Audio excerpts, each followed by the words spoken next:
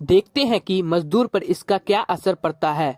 एक बार की बात है, एक बार एक अध्यापक एक संपन्न परिवार के शिष्य के साथ कहीं जा रहे थे, तो उस शिष्य को कुछ मजाक सूझी, क्योंकि उसको रास्ते में किसी गरीब मजदूर के जूते दिखाई दिए।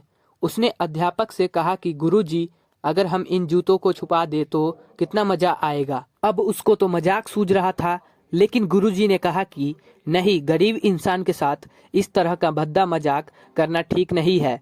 उसने कहा, क्यों ना हम इन जूतों में कुछ सिक्के डाल दें और देखें कि इसका गरीब पर, मजदूर पर क्या असर पड़ता है। उन्होंने ऐसा ही किया।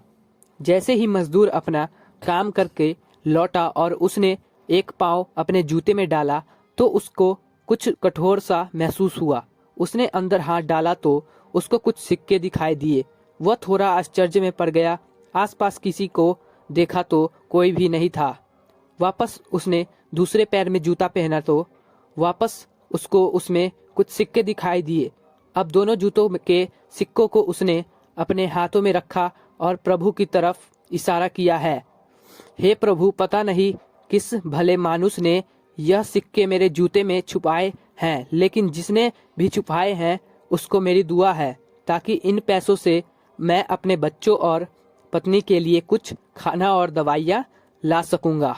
और इतना बोलकर वह चला गया। इस बात को शिष्य और अध्यापक दोनों सुन रहे थे। अब अध्यापक ने शिष्य से पूछा कि अब तुम मुझे बताओ कि तुम्हें कैसा महसूस हुआ, तुम्हारी पहले वाली मजाक या मेरा यह तरीका। तो उसने कहा कि गुरुजी, मैं आपसे क्षमा चाहता हूँ।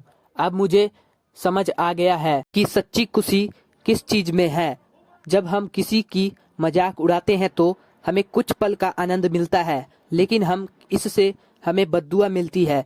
लेकिन अगर हम किसी की मुश्किल परिस्थिति में मदद करते हैं और जिसकी भी हम मदद करते हैं उसको भी नहीं पता कि हमने उसकी मदद की है, लेकिन अंदर ही अंदर हमें पता है कि हमने उस इंसान की मदद की है।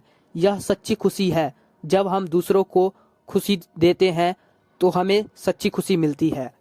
इसी तरह खुशियाँ बांटते रहिए, लोगों की मदद करते रहिए और दान करते रहिए। जिसके भी आप काबिल हो, जितना भी आप से बन पड़े दान करे, लेकिन दान जरूर करे। तो दोस्तों, कैसी लगी स्टोरी अच्छी लगी तो चैनल को सब्सक्राइब और वीडियो को लाइक जरूर करें।